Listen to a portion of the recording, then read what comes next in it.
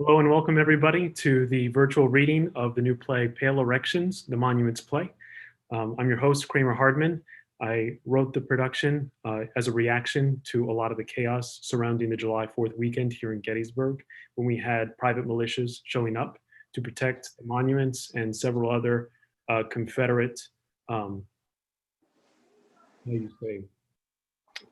memorials against what turned out to be a hoax on social media. I'm joined here by our cast, Ike Schlossberg, Ian Kress, and Chris Lauer. I'll let Ian introduce himself.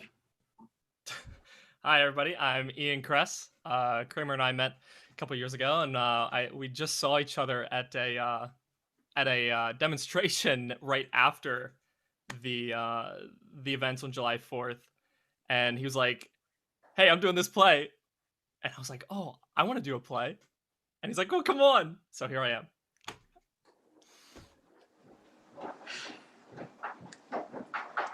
Ike, go ahead and introduce yourself.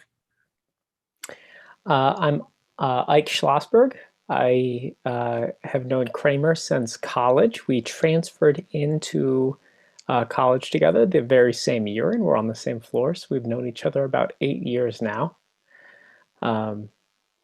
Currently, I'm studying in Ireland. I'm studying music production and audio engineering. But like Kramer, I share a love of the theatrical arts, so Kramer has graciously invited me to participate in this reading. Thank you, Ike. Chris, go ahead, man. Hi, I'm Chris Lauer. I act exclusively in Kramer Hardman plays. And that's the whole of my career. Secondly, I'm also the director of a nonprofit art space in Gettysburg, Waldo's and Company, where I'm currently here and hiding in the roasting room, but glad to be participating here today. Thank you, guys. I appreciate your involvement, and we're all excited to bring this show to you. This is an early draft. This is draft 2.5.7 of this show. It's currently in the development stage. What we're hoping to do during this time is to share the work as it stands right now and open it up to feedback from our audience. You'll be able to do that at the end of the show through our live chat, where you can leave a comment, give feedback, ask questions if you have them. And our ultimate ambition is to get this staged locally. COVID presents some complications with that, but while taking the correct precautions, we believe that ultimately the show should have a wider audience, and we're very, very excited to have you be the first to experience it. So without further ado, I'm going to ask everybody to turn off their cameras, and we'll begin the show.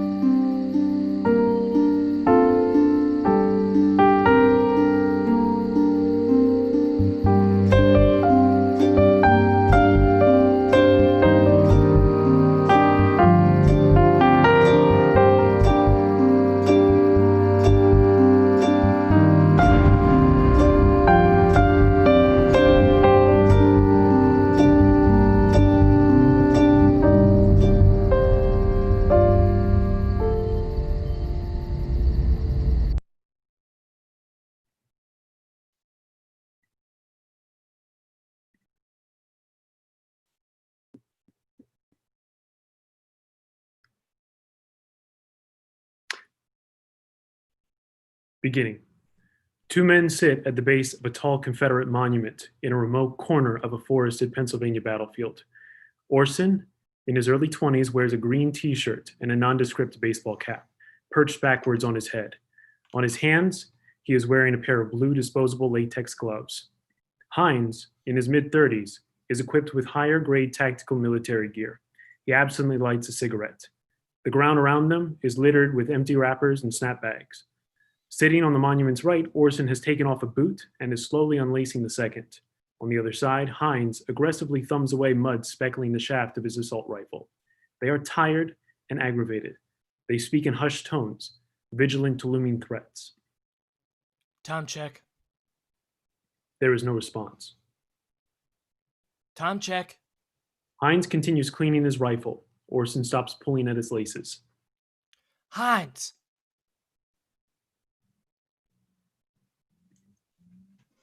What? What time is it? How many times tonight are you going to keep asking me that? They should be here. I'm not in charge of telling you what time it is. Give me back my phone and I'll quit asking you. No, you get too distracted with that thing and I need you focused. Besides, I told you, can't get a signal out here. Phones don't need signal to tell time. Heins lifts his wrist and checks the time. He rubs his eyes as they adjust to the glare of his watch face. It's 0334. Jesus fucking Christ, give me my phone. Quit cussing so loud, will you? I just want to look at it for a minute. Can't, Orson. Left them back at the motel. You didn't bring them with you? Didn't want to give the government any way of tracking our location. You saw what they did to our boys out in Lansing. You could have just turned off location services. You can be sure that they've got all sorts of ways to get you with that thing. It's safer to leave it. Let me see the walkie. Why do you want the walkie? I'm tired, Heins. I'm gonna call into town and see what's happening. Maybe somebody knows where those two fuckers are at. Still broke. How the fuck are we gonna call someone if we need backup? If we get ambushed out here, what are we gonna do then? We ain't getting ambushed, Orson. Our job is to act as deterrents, not to kick anything off. Not yet, at least. I hate this. I fucking hate this. Look, as far as I'm concerned, a boring night is a good night. Orson gets up, dusting himself off. Where are you going? I'm finished with this, man. I'm going back into town. Whoa. Hold on. You can't just up and leave, Orson. I'm gonna ask them to reassign me. Yeah? And what do you think they're gonna say? You expect them to be all, oh, our apologies, Mr. Orson. Where would you prefer to be assigned? I'm done with this shit, Heins. Nothing's happening. I need something stimulating or halfway distracting at least. I'm going crazy out here in the dark. And if something does happen after you leave, what am I going to tell Lieutenant Whizzer when he asks why you weren't here? Whizzer's not going to say anything. If he does, you can tell him I got lost taking a piss. You're staying. I'm not going to be stuck out here by myself. Orson sits back down, frustrated. He resumes unlacing his boot. What are you doing? They're late. They were supposed to be here a half an hour ago. Would you stop it with your boots already? How do you expect to be able to fight with your laces undone? I'm tying a noose so I can hang myself. God damn it. Look, I can't listen to you and your god-awful whining. If you're not tired, then you're bored, or you're confused, or going about some other horse shit you saw on that toxic-ass website. Reddit? No, what is it? The other one. Pinterest. That's it. Fucking Pinterest. I only got on Pinterest to read up on QAnon. Now I just like looking at wedding boards. We're out here out of principle, Orson. Shit, you think I wouldn't rather be in bed right now? Oh, spare me. You'd pitch a tent out here if they'd let you. Haven't seen any fucking protesters, no flag burners, no Antifa. Why anyone thinks they'll show up now with all of us out here is a goddamn mystery. Would eating something get you to be quiet? We just end up sitting out here later and later at night.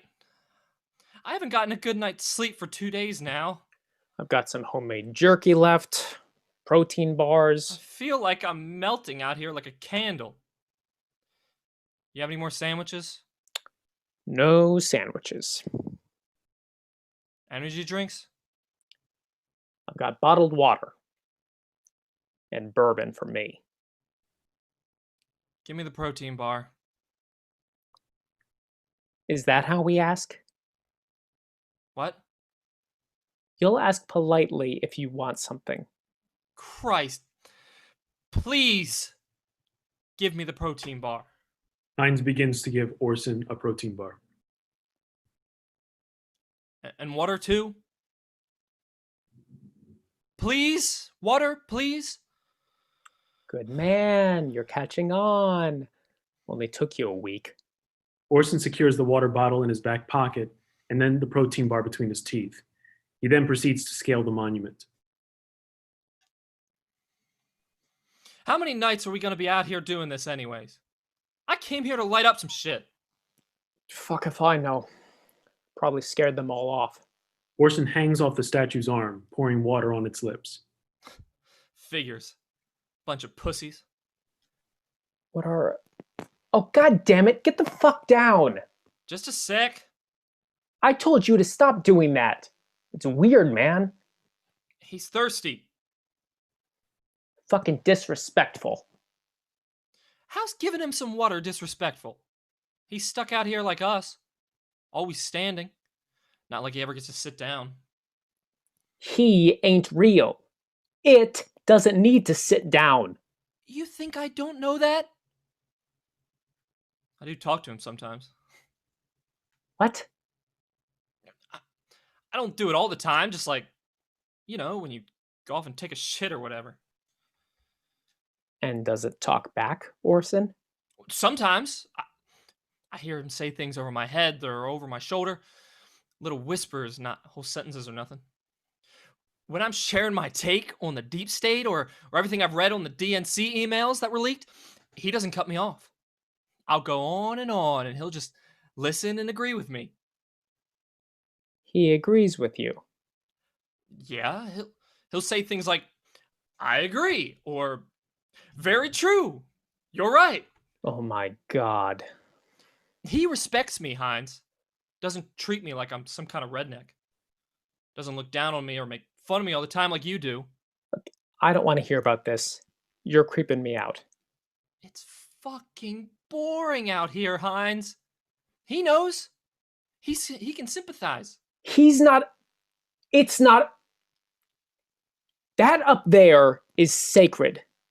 You climbing all over it, pouring water and smearing protein bars on its face is just as fucked up as spraying graffiti on it. Oh, so it's fucked up for me to cope by giving him a little personality and feeding him once or twice? Yes! God damn it, yes! Well, I'm sorry you make such shitty company. I'm serious, Orson. Stay off it. You hear me? If we scared them all off, why the fuck are we still here? Oh yeah. Then just as soon as we've left, they'd be out here with ropes and trucks tearing all these down. I thought they were only threatening to come out here and burn a flag. No, it was definitely to tear down the monument. And yesterday, someone else said rioters were going to desecrate headstones in the cemetery. Yeah, all of it. I'm sure it was all those things. What I'm asking is, if they never come, what's the point of us sitting here going to be then? What are you talking about, point? We're here soaking up history. My great-great-grandfather, Jethro Heins, marched across these fields. No boots, no food, didn't know if he was even going to make it through the day's fighting. He was thirsty and dirty and hot as fuck, probably, but he kept marching ahead, all to defend his rights as an American. He's one of the ones they erected this monument for, you know? Oh shit. This is a statue of your great-grandfather? No, it's for all the soldiers here from the state. That the last few nights I've been imagining how Jethro might have stood here in this very spot. Like, I almost sense his presence, some sort of spiritual intuition. Wait, you think maybe he's the one I've been talking to? Huh? Maybe all this time I've been hearing your grandfather's spirit. No. Yeah, he might have told me his name was Jethro now that I think about it. No, I don't like that. His name's carved somewhere. And my parents named me after him. When I was little, they'd travel up here every year from Mississippi. And they'd trace my fingers all along his name. My name. Called it the meeting of the monuments.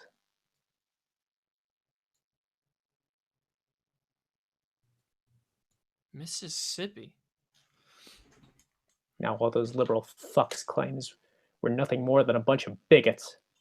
My family's name slandered.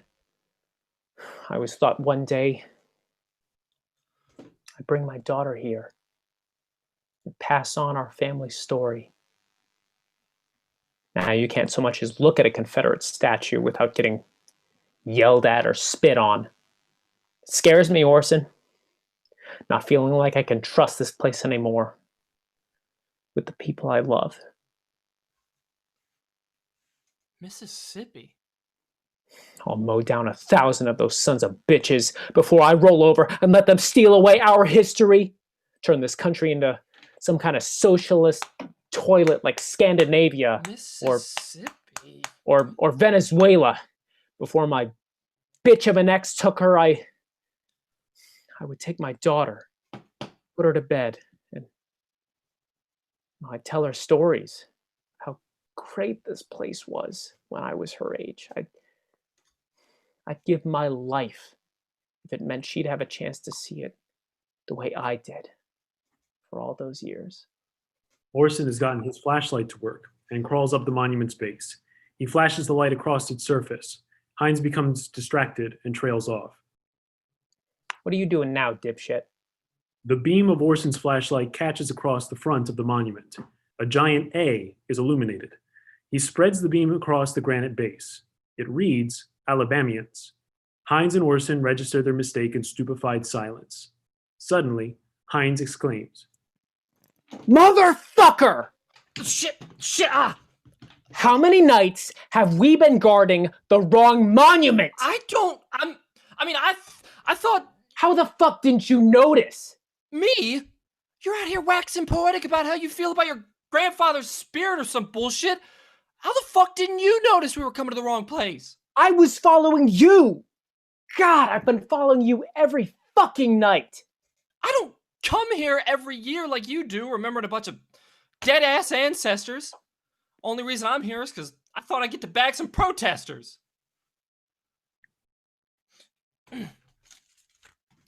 You can check me. I've been using the directions they gave us when we... Don't show me that. What's that tiny piece of paper gonna prove now? If you just read it, I can show you why. No, god damn! I don't want to see it! We just gotta go back and pray they don't pull us off our detail. We can explain we were out here guarding this one, right? No one's been out here since we've been coming. Someone else must have made the same mistake we did. We're probably in someone else's zone. Get your things together. What are you going to tell them when we get back? I'm going to tell them how you fucked up. See if they'll send us back out tomorrow separate. This isn't all my fault. You fucked up too. You know, if you ever want to be a state trooper, Orson, you're going to have to learn what it means to accept personal responsibility for your mistakes. At this point, I don't even know if I feel comfortable giving you my recommendation. fucking shut up, Heins! It wasn't even that big a mistake! It's been a week, Orson. Top brass won't give you a cigar once they find out we're a couple of deserters. We aren't deserters! We're lost. We got mixed up. This monument matters too, Heins. Fuck this monument! No one gives a shit about Alabama, Orson. And you would have abandoned your post if I hadn't stopped you earlier. You've been threatening to go back all night, always complaining. So bored. You have no discipline, Orson. You think they just hand out badges? As much as I've seen this week, it's clear you ain't trooper material. You're just some backwoods hick with a Wasser 10 and an itch up your ass. Don't call me that. Orson, no friend will ever be as honest with you as I am right now. Being angry ain't the same thing as being ambitious. You ain't driven, you're just impulsive. As far as I know, the real reason you're out here is because you're trying to compensate for something your mama forgot to give you. Don't you talk about my mom! Best I can do is pray that when you hold that gun in your hands, it reminds you how small you really are. Orson swipes the butt of his rifle across Heins' face, breaking his nose. Heins first registers the blow and pauses in shock before lunging at Orson. They wrestle on the ground for a few minutes. Finally, Heins locks Orson in a chokehold on his belly. The hold lasts a few moments too long. Heins clasps Orson's face with his palm and thrusts into Orson's backside. Orson yelps in defeated shame. Get off me! Heins dismounts. As soon as he's off, Orson scuttles back to the right side of the monument's base. Grabbing his weapon, Orson crouches low, cradling it close to his chest. He heaves in shock. Heins stands up, winded by the scuffle. You wanted to fight me? 13 years, paramilitary training, and you thought I'd go easy on you. Do not cross me, and we won't have to do this again. You understand? You fuck! You broke my nose! Orson doesn't respond. Orson,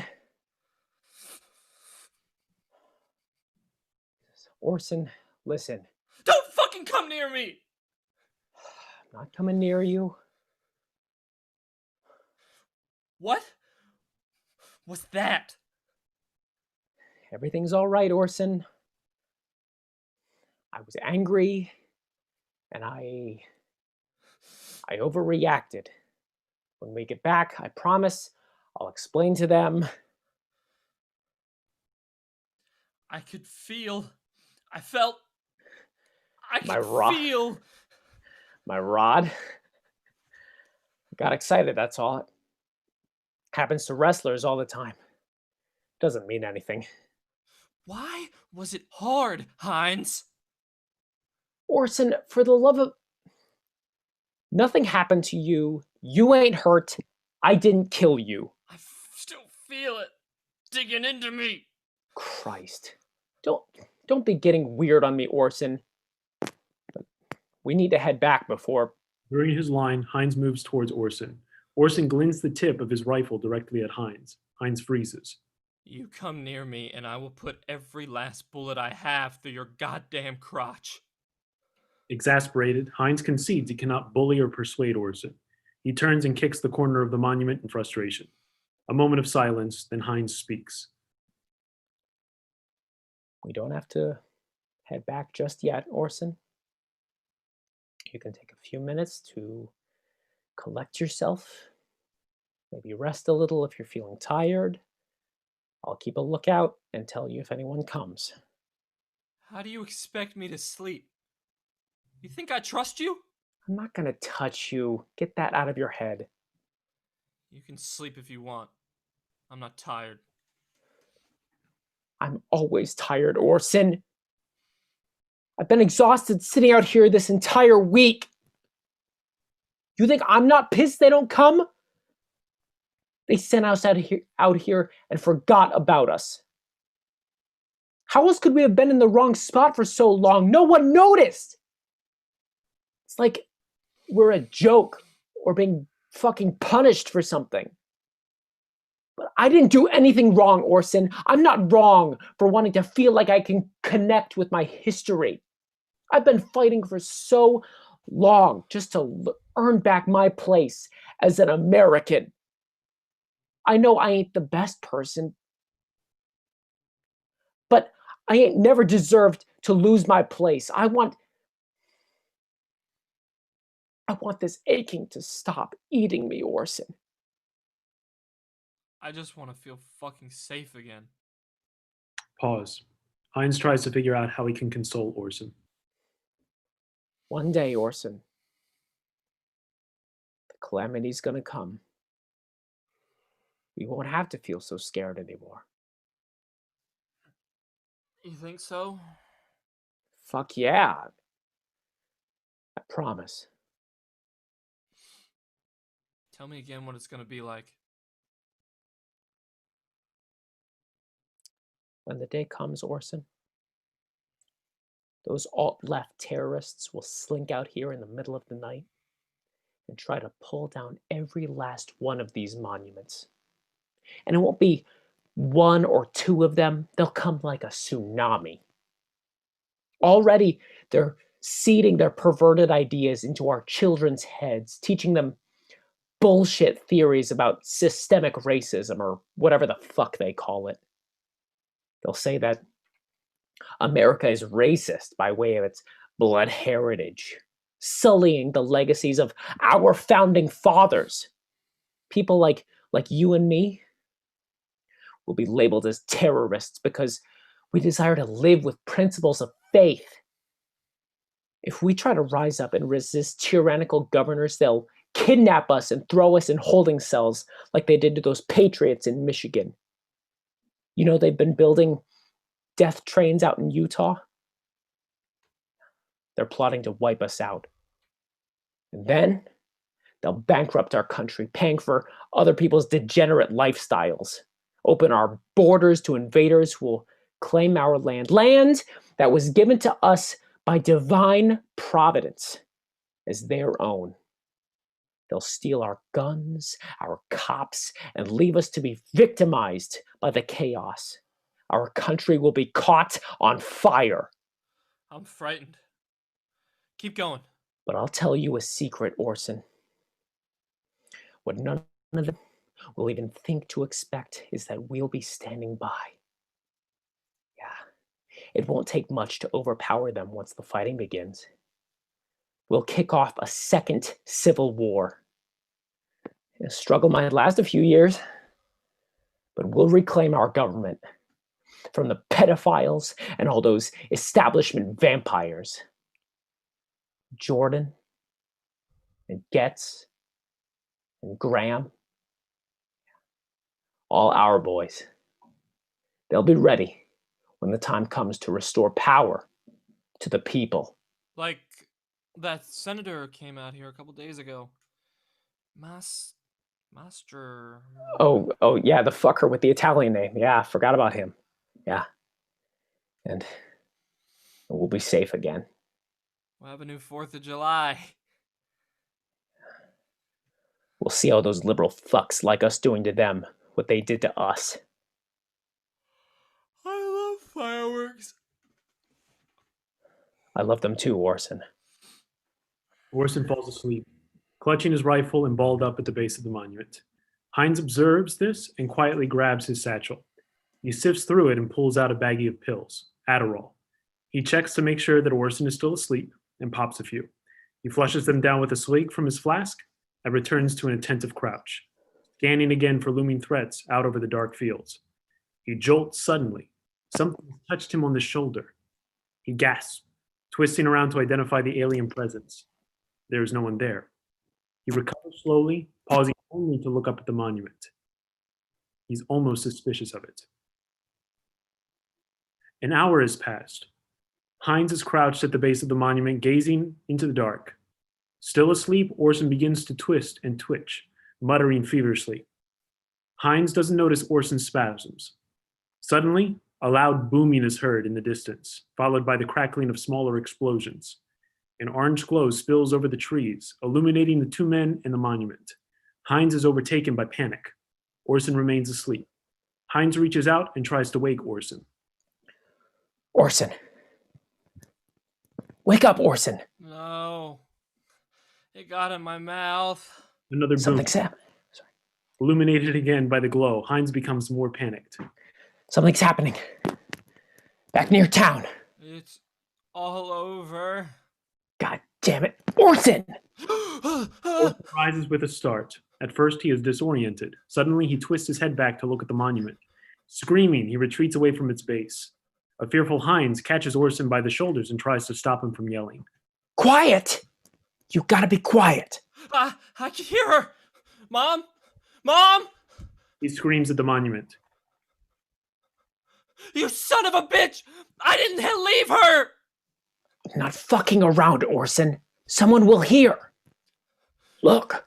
Oh, what? What's happening? Fuck if I know. I got a few guesses, though. Guesses? What the hell does it sound like? Guns. Bombs. Can you think of anything else that gives off that kind of light? Fireworks? Those aren't fireworks. You ever seen fireworks that bright? No. No. You think it's... The calamity? No way of knowing for sure. You have to be prepared for anything. Grab your gun. You might get to meet a few of those Antifa fuckers after all. We should leave. What? We should go back to town. What if they need our help? Wait. No, hang on a minute. We're not going anywhere. This is it.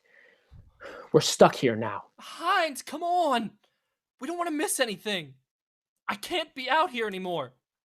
What the fuck are you going on about? Why can't you stay here? I want to go. I want to leave now. Put everything in your bag and let's go. Orson moves over to Heins' satchel and starts packing it up. Heins rushes over and stops him, but not before Orson finds and grabs the walkie-talkie. Its back is taped shut. Orson fumbles with it for a few moments while Heins tries to retrieve it. Stop! Quit messing with my stuff! I need to call back into town. I want to know what's happening. Orson, give that back. If I just look at it for a minute, maybe I can get it to work. It's no use, Orson. Only us out here now. Will you calm down and give it back already? No! The monument? What about the monument? I can't stay out here with him anymore. Orson, tell me what's going on right now, or I swear to God. I had a dream about the monument. You had a dream. That's what all this is? A nightmare. That's why I can't. He was pissing on me, okay? The monument pissed on you. Some of it got in my mouth. Jesus Christ, Orson. I don't remember falling asleep. I was sitting here with you and I heard this sobbing coming out from the trees over there. I tried getting your attention. You couldn't hear me. I tugged on your shirt. You wouldn't turn around. The sobs were getting so loud. I knew I heard them before. Then I realized I was hearing my mom. She was lost out here in the forest, crying the same way she did when... The night when we left her at the clinic. Then I heard this other voice whispering right here in my ear. I tried to turn it around. I couldn't see who it was or where it was coming from. The voice knew me. It began calling me names, laughing at me because I couldn't see it. I begged it to stop, but it just kept on laughing. I was so angry. I tried to find you again, but you were gone. I was alone out here in the night with the voice. And then I looked up and I finally saw. I was hearing the monument. He was bent down, staring right into my eyes with this wide, sickening grin. And I could feel something hot on my face. Piss! Streaming down, stinging my eyes. got in my mouth. I was choking on it. I almost drowned. You are one sick, messed up little fuck, aren't you? Please, I swear I'm not messing around. We gotta. Heins and Orson are suddenly illuminated by the pale headlights of a pickup truck. They squint, distracted from their argument as the lights sweep across the monument's base. Both stand in fear as the truck door is heard off stage, opening and closing. Quentin, in his late 50s, ambles on stage, dressed in tactical garb similar to that of Heins. He is in high spirits, buzzed from pre-gaming. While talking, Quentin intrusively surveys the area. Found you boys. I saw some lights I was driving into town. I thought I'd come check it out. I figured everyone made it back by now. How you holding up out here? Damn. Talk about being in the middle of nowhere, right? Humidity won't let up either. Where the fuck have you been? We've been waiting out here for hours. Where's the other guy? Who else are you with? Oh, he split off when I said I was coming here to check out the lights. The way he drinks, I'm sure he's blitzed with the rest of them. Bet you couldn't even see the fireworks we lit up behind those trees. Yeah, we've seen some lights. There's supposed to be two of you. Oh, no, I'm not here to relieve you. It's all over. Didn't you hear? Hey, either of you want a couple Yinglings? I was going to throw them back before the party, but I'm sure both of you'd like something cold to drink. What do you mean it's over? What fucking party? We don't know what's going on. Quentin produces 2 bottles of beer. He opens them using his keys and gives one to Orson. Just a little shindig to celebrate the news. Your feds announced they're sending troops into Portland to put down all those rioters. Fuck, I knew I should have been in Portland. All the attention we've been getting. I mean, elites in Washington, they're feeling real nervous about us. I mean, now they're scared we're going to make our way into the cities if they don't take care of this mess. Quentin tries to give the other beer to Heins. Heins refuses. Quentin shrugs and begins to drink it. I don't drink that. Bourbon. And that's only so he can put up with me, so he says. Liquor man. I can get behind that. Only Kentucky bourbon. Oh, you from there? I have a son. He's been living in Frankfurt for a couple years now. He loves it. Which part of Kentucky are you from? No, he's from Mississippi. I'm from Ohio. Orson. My mistake. I've only driven through Mississippi once or twice. I gotta say, you all got some of the shittiest highways. I bet it didn't take a whole lot of convincing to get you to come out here. Were you guys friends before coming here? Oh no, I came here because I'm training to be a state trooper, and I thought I could help with keeping the peace. Got tired of all the bullshit happening all over. I met Heins when I got here. Turns out he used to be a cop. Promised to give me some pointers if I paired off with him. So you're a cop? No kidding. You know, you're the first person I've met out here with any actual law enforcement experience. How long have you been on the force? I don't like talking about my work with people I've just met. You told me about it. I've only known you a week. No, you're right. I'm sorry. My name's Quentin. I live a few hours away in Clark Summit, just outside Scranton. Same place they made the office. That shows my shit. Bears, beats, Battlestar Galactica. What do you do, Quentin? I do real estate appraisals, personal property, that sort of thing. I work with the sheriff's office on occasion. It's good money, gives me plenty of time to spend with the family, pursue hobbies like this one. You got any kids, Heins? Heins is silent. Orson interjects. Got a daughter. Doesn't get to see her anymore because his bitch of an ex. He's gonna sue for custody and get her back, though. Shut up, Orson. Shit, I can't imagine how hard that's got. What made you decide to come out here, Quentin? Yeah, I mean, I got fed up with all this defund the police sentiment. A friend of mine told me he was training with a chapter of the Baudry Boys, invited me to check it out with him. I mean, by that time, I felt like I was ready to get involved, and everything sort of clicked into place after that, right? Blue Lives Matter. They sure do. Have you been on the force, Heins?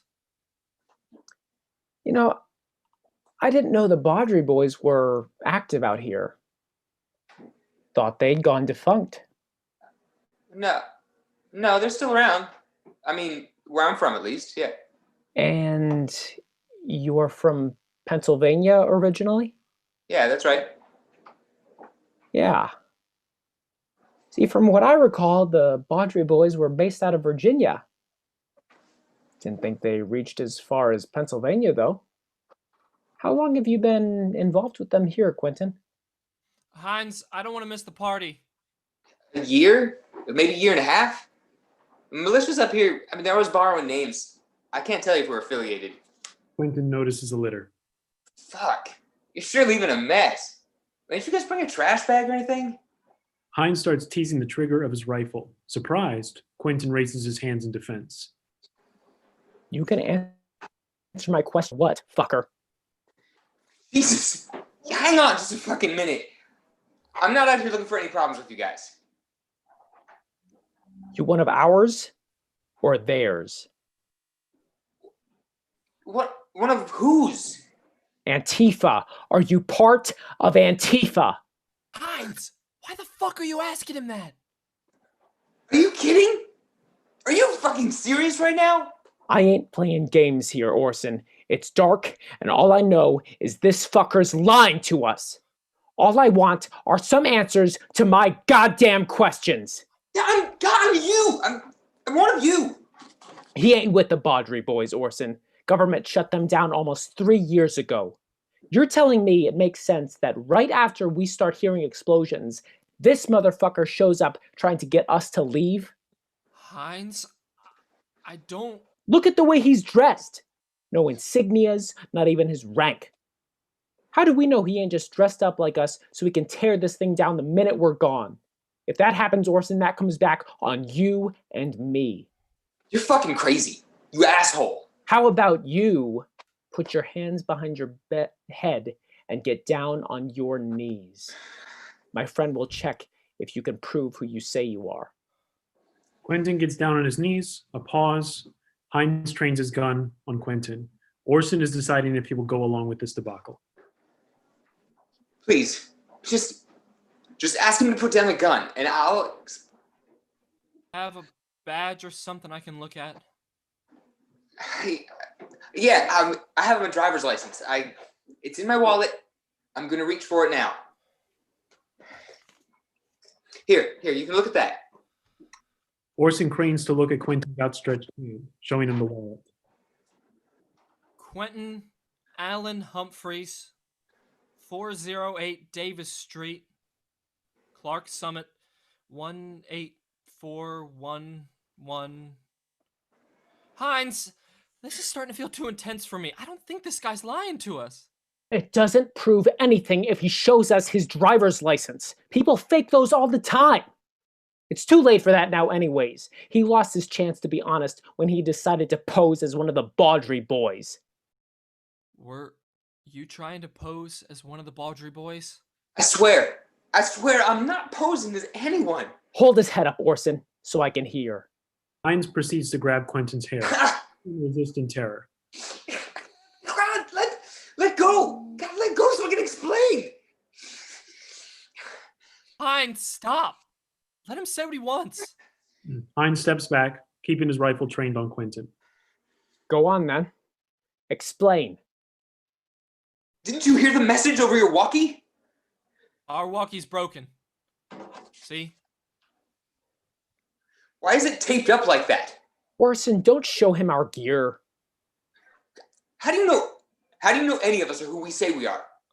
I mean, if you're gonna believe me, how if you're not gonna believe me, how can you believe him? Shut up, you Antifa shit. You said you only just met. Did he ever show you his badge? Anything proving he's a cop? I mean, are you even sure that thing is broken?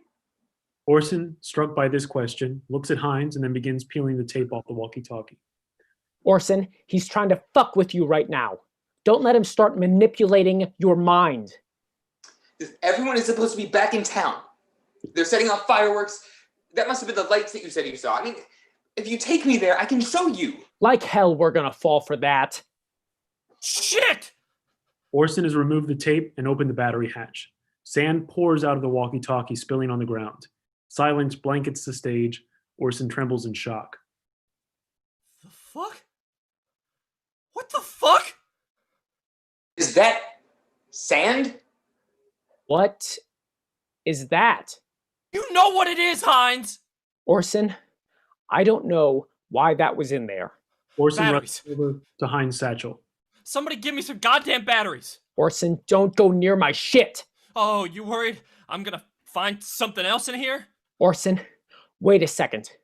I don't have any batteries. Every night I hear you rustling around in your goddamn satchel, always waiting until I walked off or wasn't looking.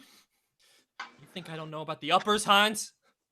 Thought you were being so careful, not too noisy, not drawing attention to it. Orson, I swear they're not uppers. My mom lied to me too, Heins. She twists me all around so she could keep killing herself with those pills. So she wouldn't look so fucking pathetic to the rest of us. Orson finds a baggie of pills, throws it to the ground. Heinz stoops up to pick the baggie. I have dyslexia, you asshole. I can't read. Orson pours out the Batteries. Then I want my phone, Heins. I know that you got that tucked away somewhere in here. I want to know what's really going on in town.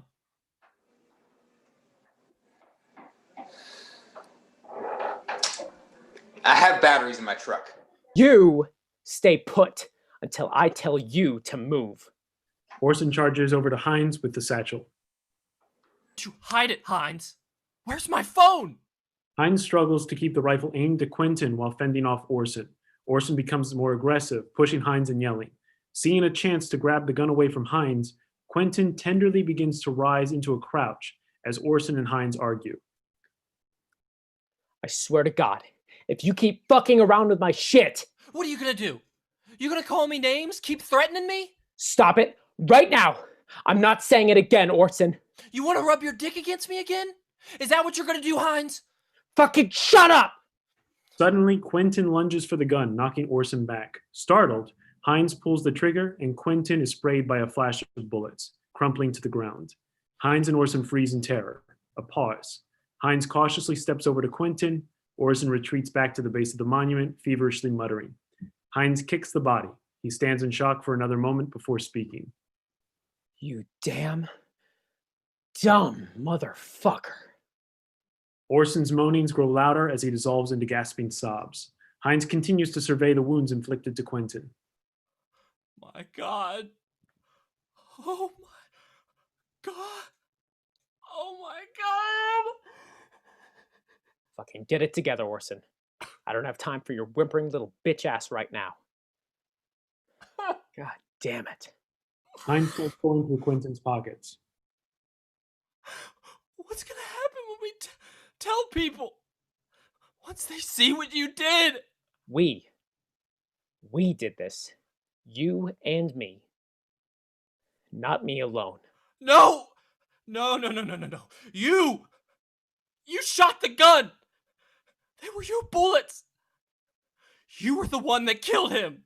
Yeah? And who was agitating me while I was holding it? Distracting me with your god-awful bitching and whining.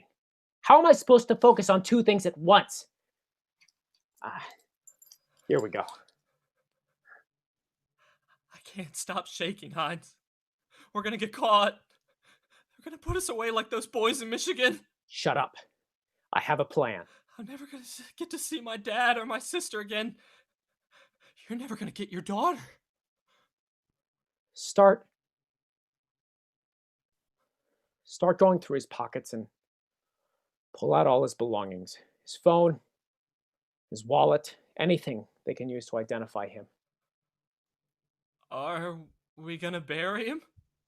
Yeah. Something like that. Get going.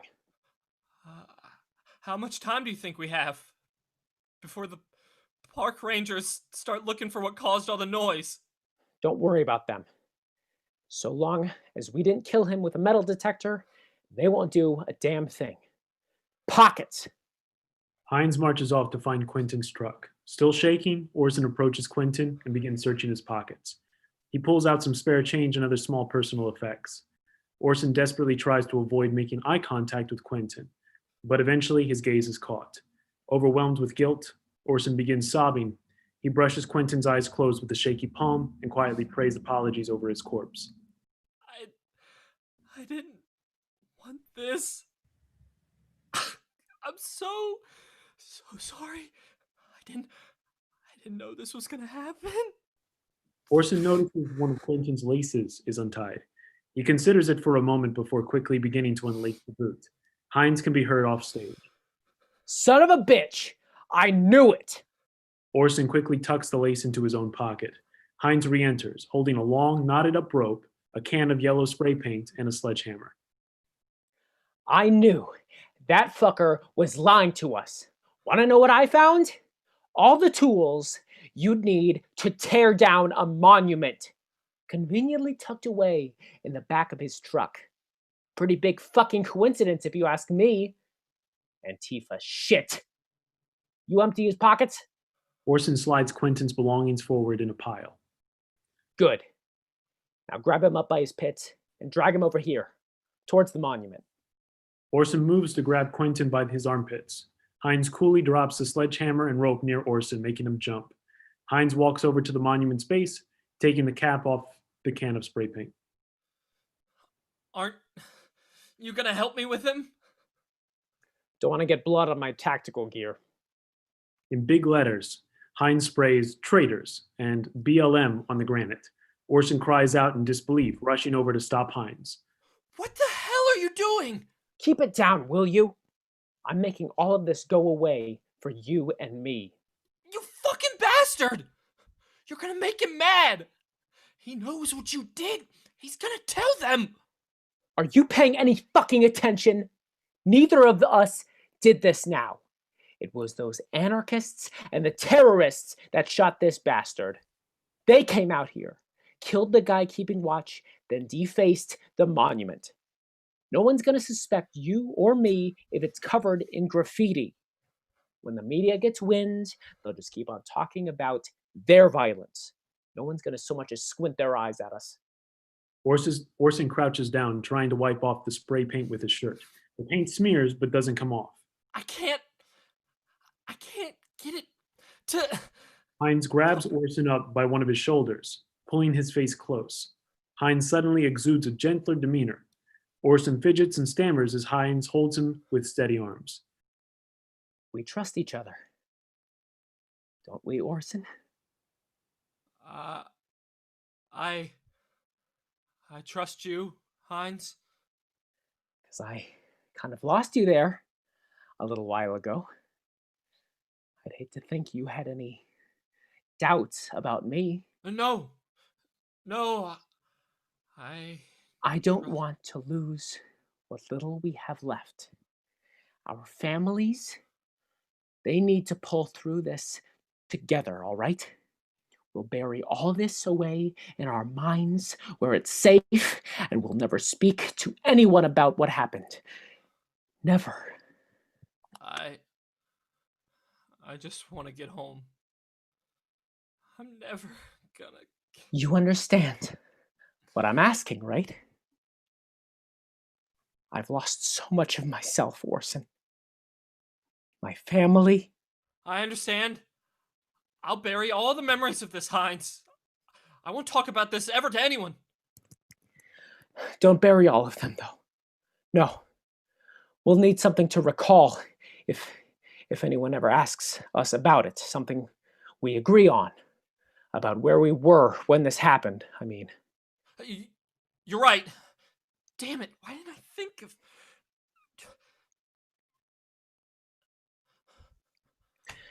Orson, I'm feeling excited. It's like we're writing a whole new story here tonight. We get to say we were courageously defending our honor, and we beat back those terrorizing liberals. We'll be patriots in a story everyone will hear about. We'll make them joke on our story.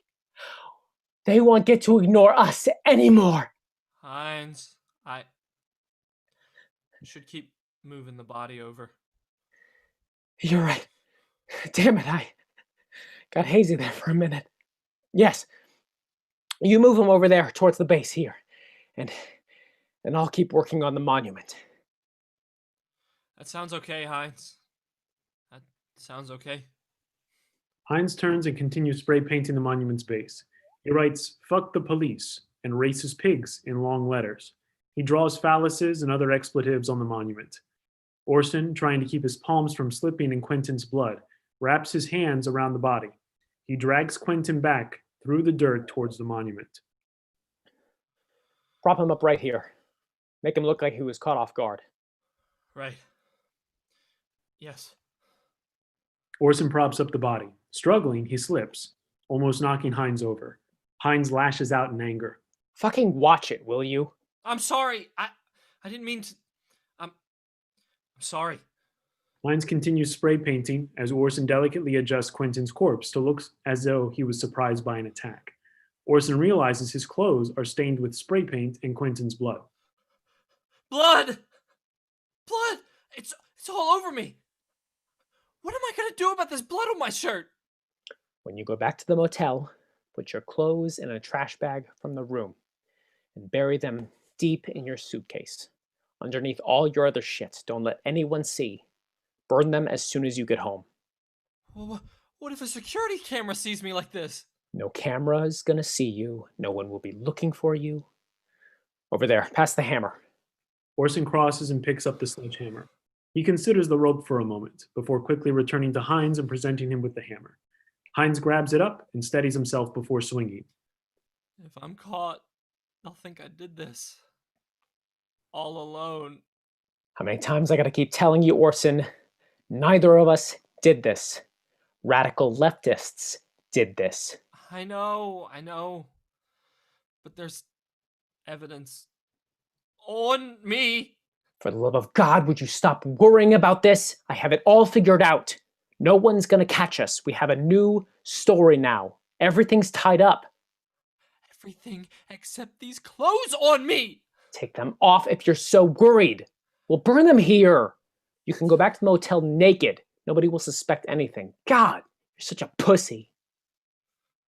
Get going. Take them off. Orson slowly begins disrobing, visibly uncomfortable. Heins swings at the monument's base. Orson, pained by the cracking of the granite, pleads to Heins. Do you have to do that? Isn't the paint enough? Graffiti was a good start, but this has to look perfect. It has to look masterful. You're killing him. He's gonna be mad at us. Orson, when that guy showed up here, I realized something. Before, I thought when the calamity came, we'd be overrun by those Antifa fuckers. When he came, though, I got scared. I realized we were right in the middle, right in the heart of it. The calamity came. All those years. I thought eventually those alt-left fascists would come in like an army. Fucking stupid of me. They will only ever come one at a time, trying to wear us down over months and decades. They don't have to win a battle with numbers. They just have to win a battle with time. I don't understand anymore. Everything's so confusing. It's always been confusing. All you gotta know, Orson, is if a couple of monuments need to fall so our way of life survives, we'll be ready to pull them all down ourselves. No one's gonna give a fuck about this one anyways. Goddamn Alabama. Orson's decision is made. He lunges at Heins mid-swing. He wraps his shoelace around Heins' neck and strangles him. Heins drops the sledgehammer in surprise and starts gasping as Orson trying to fight him back. As Heins twists and writhes, Orson pulls him behind the monument's base. Heins continues gasping, screaming, and kicking. Fuck. Fucker. I can't breathe. I can't breathe. Stop.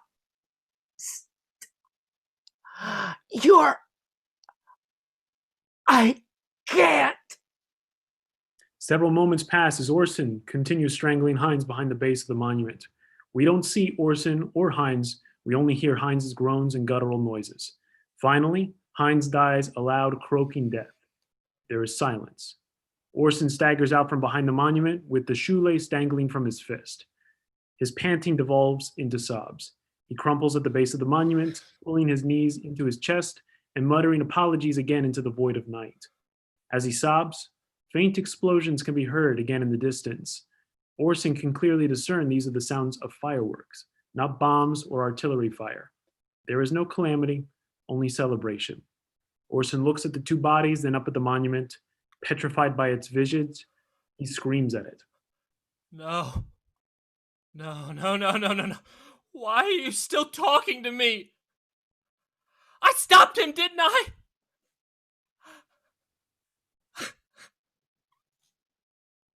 I didn't hurt you. Why are you tormenting me? I was keeping you safe.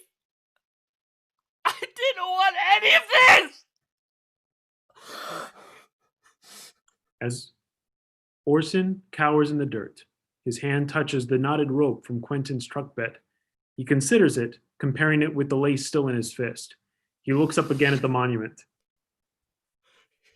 You're not gonna tell. You're not gonna tell anyone what you made me do.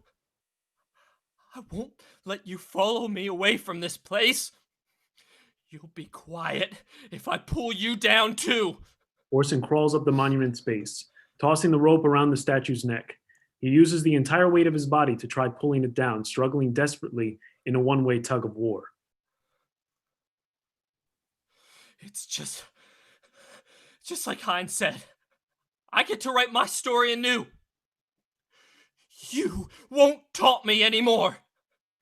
You won't piss on my head or call me names and disrespect me or anyone. I'm gonna keep pulling until I win. And I will win. You hear me? Stop laughing. I won't let you go on mocking me. Orson suddenly loses his footing and slips off the granite. He falls to the ground, breaking his arm. In that same split second, the statue atop the monument snaps free from its cheap bolting. It swings down on the groaning Orson, grinding his body into the ground, crushing him. There is stillness again along the dark, haunted fields. In the distance, the booming sound of fireworks grows louder and louder. The three bodies rest empty, twisted, and ugly. In their stillness, they almost look like statues, the truest monuments to be planted on hallowed ground.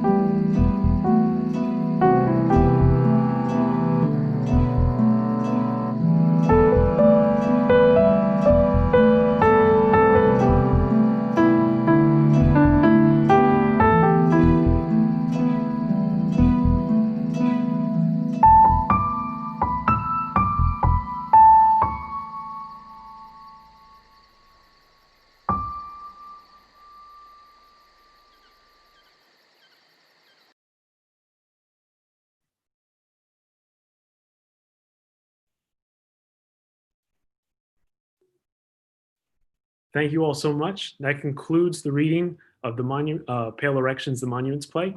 I'll invite the guys to come back on, and I hope you enjoyed it. Excellent job, guys. And I'm going to go over to the chat now. Let's see if there are any comments, any feedback, any questions that you folks have. Let's see. Hi, everybody. Eric, hello. V, thank you so much. Casey, I see Esther. Karen, hi. Karen says, brilliant acting, brilliant play. So kind, thank you all. Any questions, any feedback, anything that you'd like to see improved?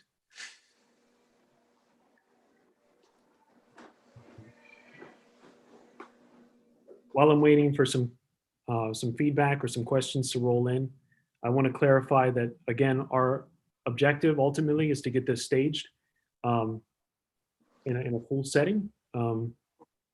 And your invitation kind of doubles as another type of invitation. We will, again, it comes down to, the feasibility given COVID, but if you're looking to become involved with us, we would love to have you on board in a production capacity. Yeah. So V asks, I'd love to hear how the guys feel about it, not to put them on the spot. Guys, do you have any feelings or reactions?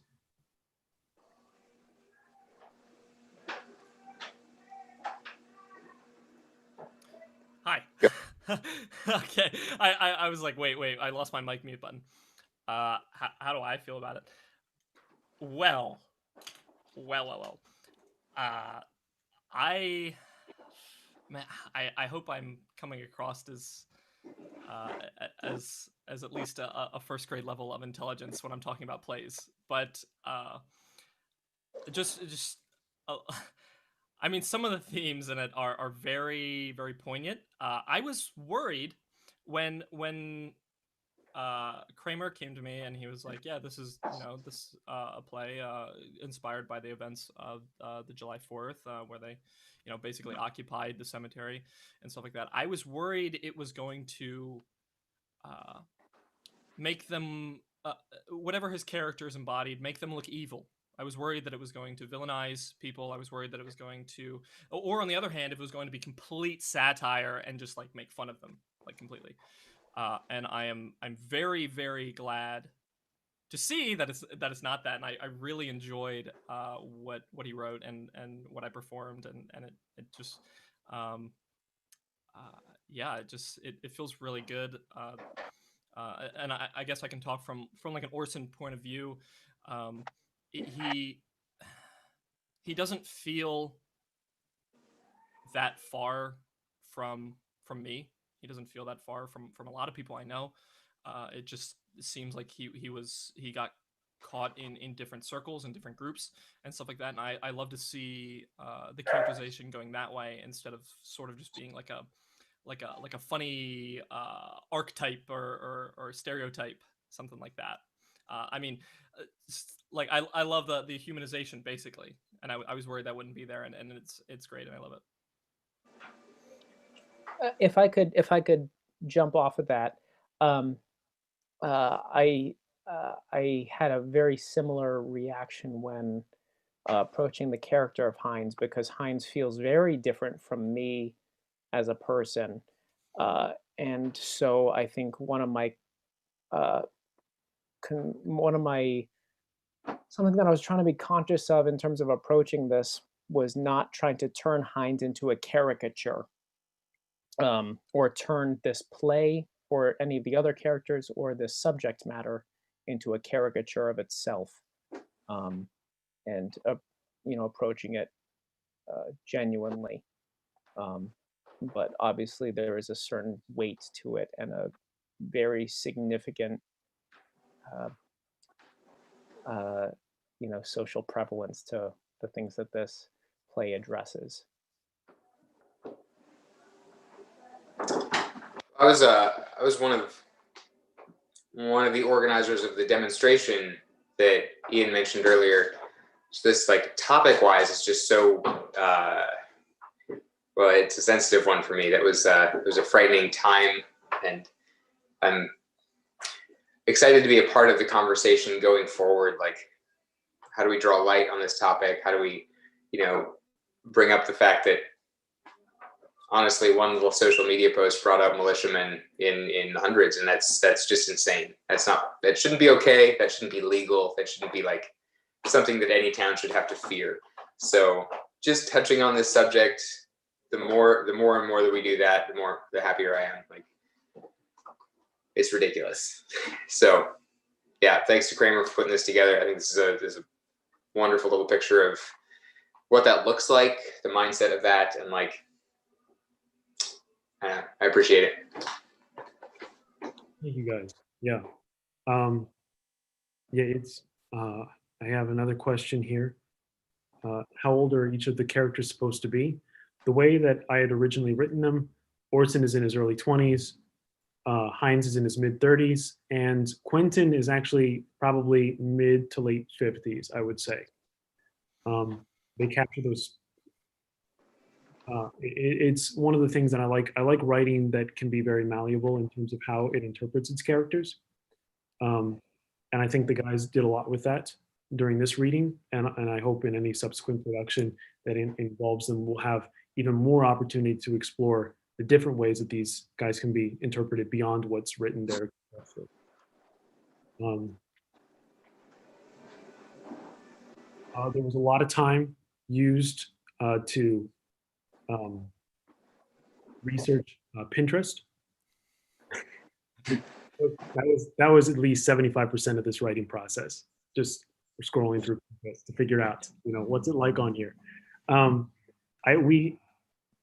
Me and Ian actually had a conversation like prior to the reading today, and we were talking about the presence of, just in brief, talking about the presence of QAnon. And one of the things that really struck me and I thought was ridiculous was Pinterest has taken a stance on banning QAnon information. QAnon, if you don't know, is this conspiracy theory that's really taken a hold of the right, and it's both ridiculous and very twisted. And it's kind of got this, it's definitely taken a foothold in our national discourse. And despite Pinterest putting a ban on this, QAnon has a very strong presence on Pinterest, and I thought that was both ridiculous and really, really frightening. Casey Carback asks, does Orson have a mental illness, or is he having a breakdown due to the lack of sleep and trauma? I'll let Ian answer that. So how I interpreted Orson is that he is an introverted heart, and he spends a lot of time on the internet, and like me, I guess, and so when he's put in a situation like this, especially without a lot of sleep, especially with all the bug bites and the grass cuts and the sweat and the dirty clothes and whatnot, he becomes very emotionally unstable, and I feel and just to put it on a pedestal like that, his personification of the statue is him trying to cope with a little bit, and then it getting thrown back in his face. So does he have a mental illness?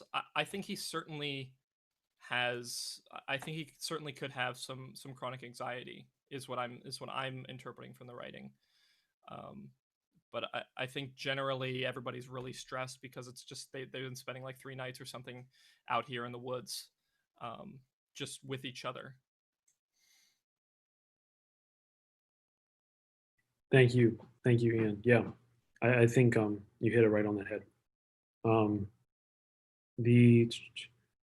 Karen Land asks, do you all like Heins at all? What are you guys' thoughts? Well, Ike, do you like Heins? When I first read through Kramer's draft, Heins was very dislikable, and I hope that he's very dislikable. Kramer also helped me as he was crafting the script, and he was kind of helping guide me with the character. Heins also he's not meant to be unidimensional. He does have Heins does have baggage, which drastically affects his views of the world, and obviously, I hope it's obvious, Heins is very disillusioned. But I do think that there is some complexity to him, that it's not meant to be pure evil, but a very, very misguided person. That's how I would view him. Do I like Heins? I think, going along with what Ike said, I think generally his demeanor is unlikable, but at the same time, I think just as a human, if we're personifying him, I could appreciate that he didn't he didn't really he instigated Quentin, but it's like when Orson is being so uppity and so whatnot, he's generally calm at the beginning, which is kind of impressive.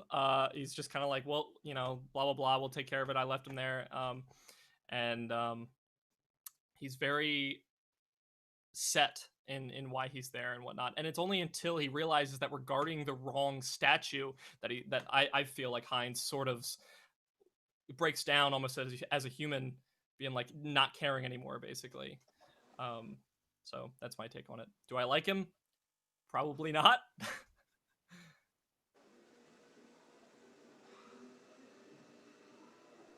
I would add just really quickly to that conversation. There's a lot that I think needs to be explored, continued with Heins at the kernel of it. He's somebody that I when I was working on him, somebody that feels very disassociated from himself and is struggling desperately to get back his sense of power and control, which I find to be endemic to a lot of the sentiments that are in the alt-right movement. And I touched on this with the disillusionment aspect. I hope that as we continue to draw out that space, we can take more time to explore the love that Heins has for his family and the abandonment that he feels from his family, and really play off of those themes. And one of the things that I hope to extrapolate even more, and one of the things that Ike and Ian did so very well in the interactions, I think there's a sort of surrogate son feel between the two of them, Heins to Orson. And I think, yeah, that is something that I would like to extrapolate more. So to Casey's point, as well as Kayla's, yes, I think they need to, the substance of them in subsequent drafts can be brought out and made a little bit more robust. But at the heart of it, I think the elements, I hope that the core elements that are going to inform whatever development happens with them are there currently.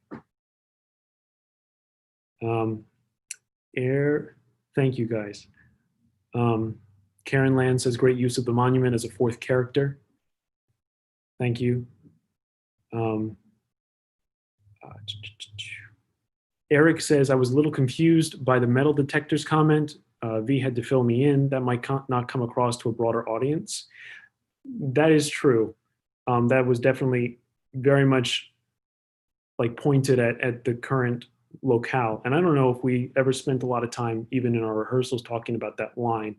But I think, Chris, you might have extrapolated more meaning from that just because of the interactions that you have with the parks, the Park Service, over putting regulations in place to protect against armed militiamen from being on the battlefield. Did you want to speak to that at all? Yeah, sure. There's a kind of ridiculous law in place that allows folks to carry very ridiculous weapons in mass on the park without being harassed or asked to leave. However, there's this remarkable list of things that the park does not allow, including things like you cannot fly a kite on the national park grounds. You can't go suntanning. You can't go rollerblading, skateboarding, have a picnic in undesignated areas. There's a lot of really interesting safety protocol that are there for our safety. And then at the same time, yeah. So this very disparative, frustrating difference. Exactly. In the same way, there were some like comments that are currently there that may not continue into subsequent drafts. We make a reference. It's a very brief, like blink and you'll miss it sort of thing, to the presence of our state senator Doug Mastriano on the park grounds during the militia presence. He went around and he was greeting everybody, and it was not a good look for our community. And just the broader implications of having state representatives be in these spaces kind of applauding people who are waving, white nationalist flags and things like that. It opens up a lot of questions regarding how we want to represent ourselves, not only within our own county and our own space, but to the larger world.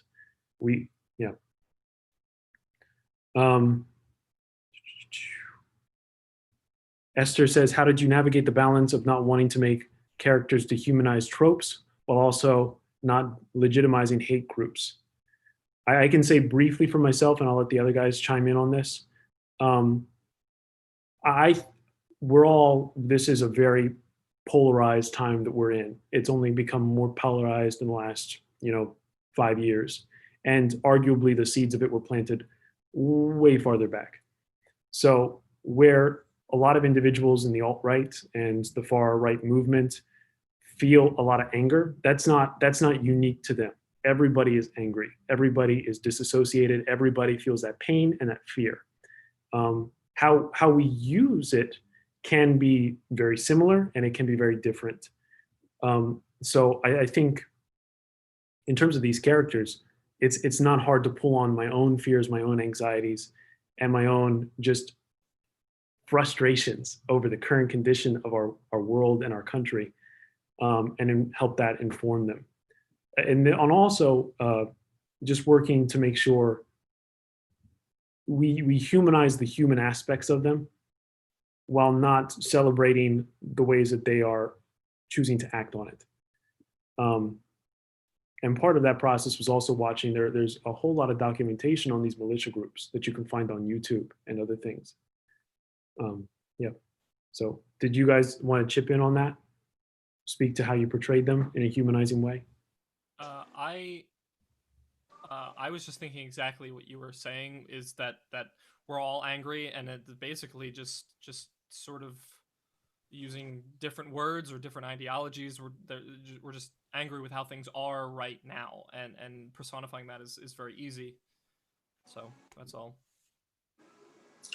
I'm just going to jump in quickly. I actually have to take off, so I'm going to have to leave you guys, but it's been a pleasure, and thanks to all you watching. Chris, thank you so much for all your work. It was a pleasure having you. We'll talk. Yes, I gotta leave. Bye. See you next time, Chris. We'll take a few more questions and then we'll wrap it up. I know I'm keeping you guys as well. Thank you, Esther. V and Casey both called out the father-son relationship and Heins' disassociation from himself and a lack of control. Yes, hoping to explore that even more. So to your point about like exploring that, we're definitely going to play with that and find new ways to reveal it. Karen Land, yes, definitely a dig on the Park Service. I think, one of the intentions was being able to offend the right people. And hopefully, and I don't want to be presumptuous, I don't know if it was offensive, but I hope that if what we intend to say is potent enough, it will cause enough offense for the right individuals that we can affect change properly. And that's said with humility, but also commitment and passion. So yeah, I'm very willing to offend somebody that is deciding to be inactive or otherwise, not committing to a hard stance against white supremacy.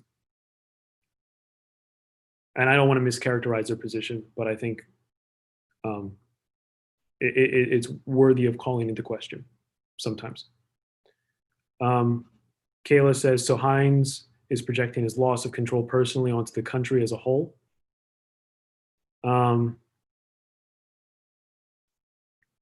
Yes, I would say that is very much him projection, but also just a disassociation with his family. He talks about his ancestral, heritage and the importance of his history. And I think that could be interpreted, I hope that could be interpreted as just, the South's like romanticizing of their own history and the Confederacy, versus what currently exists and what it actually means. So it is, there's a meta aspect to that. Did you want to speak to that, Ike, at all? I think you summed it up well. Nothing else to say. I think you summed it up well. Uh, Eric says, one more question. What informed the choice of giving Heins an erection? Uh, in terms of an erection, I think it's informed by the toxic masculinity that I think is prevalent in, a lot of conservative groups, and the homophobia as well, that exists in those groups. It gave us an opportunity to, I think for Heins, and maybe I'm speaking out of turn, there's the assertion of, himself. And I think that there's a sexual component to that we didn't spend a lot of time exploring, but the reassertion of himself takes on a sexual gratification for him.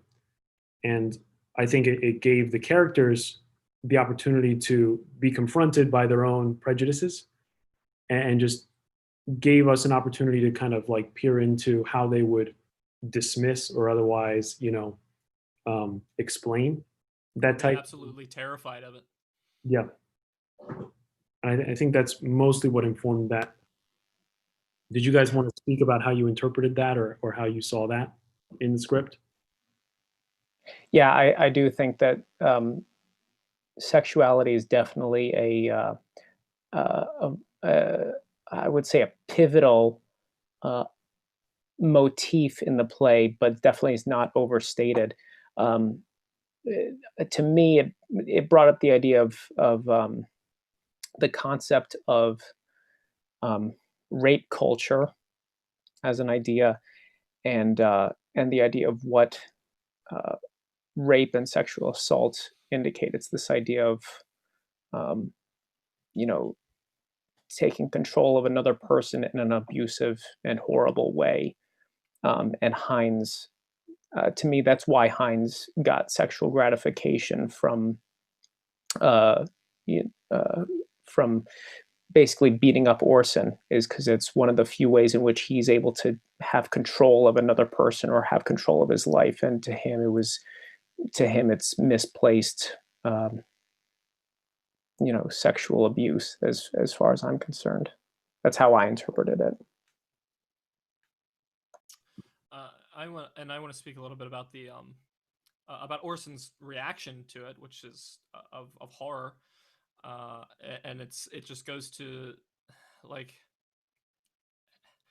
it personifies probably how Orson lived his life without ever even giving a thought. Like I mean, put the sexual assault aside, but like with the homosexuality and homophobia and just male on male, I don't know. He probably never gave it a thought and always kind of just assumed it was terrifying and bad kind of thing. I'm not saying he's in the closet for sure, but it just sort of forced it upon him where he's like, oh my gosh, this is that thing that I've just thought was terrible all my life, and nobody really talks about it, and so he's confronted with it. And the other aspect of that too is the fact that Heins brushes off what he just did to Orson, not the fact that he was aroused, or the fact that he essentially assaulted Orson, but the fact that he just brushed it off and said it was nothing. I think that also gives insight into Heins's character, and gives insight into his worldviews of sorts. Absolutely. Thank you, guys. And Esther also points out, and I think it's a very astute point, I'm guessing that it's also intentionally tied to the idea of monuments, erecting a statue. I think, you look over like across our battlefields, across our like public spaces where Confederate monuments are erected. What are they ultimately? A lot of them were erected in the early 1920s and some in the 1960s, coinciding with, Jim Crow laws and the civil rights movement. They were intended to, forcibly assert, the Southern pride and the Southern heritage on people that were trying to gain autonomy. And I'm not in a position where I can speak entirely on that, but effectively they are just a bunch of monuments to dicks. I think if you condense them to their most essential element, based on their history and the context in which they were, erected.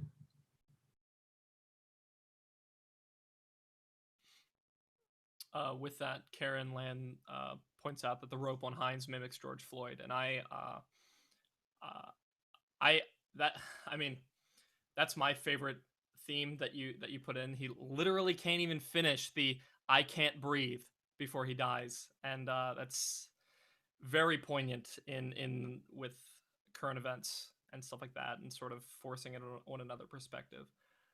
It's just human. It's not a racial thing. It's not a culture thing. It's human. We need to breathe, and people constricting breath is awful. Absolutely. Absolutely. I see there's a lot of like, one of the most irritating things is, and I speak with humility in regards to this, but you see a lot of the justifications for police brutality that are brought up, trying to diminish the character and the integrity of the individual that was assaulted or otherwise, murdered.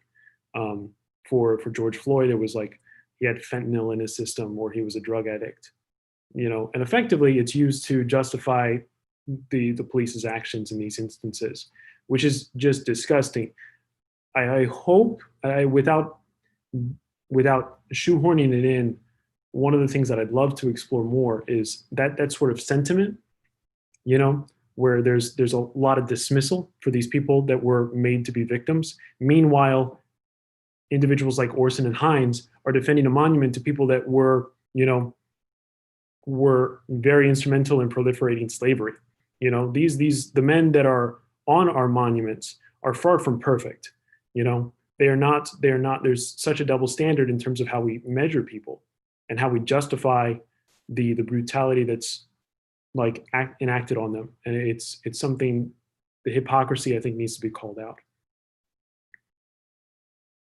And I hope this piece in some small way can participate in that calling out. V has to run. With that, if anybody, last question, if anybody has one, otherwise we'll say goodnight. Thank you so much for joining us. You're the ones that make this work, and we're so excited to have shared it with you, and we'll be excited to share it with you again in a more realized way. Thank you again to Ike and Ian. You're incredible. I appreciate all of your hard work and effort on this, and it's such a privilege getting to work with you both. All right, have a good night, guys. See you soon.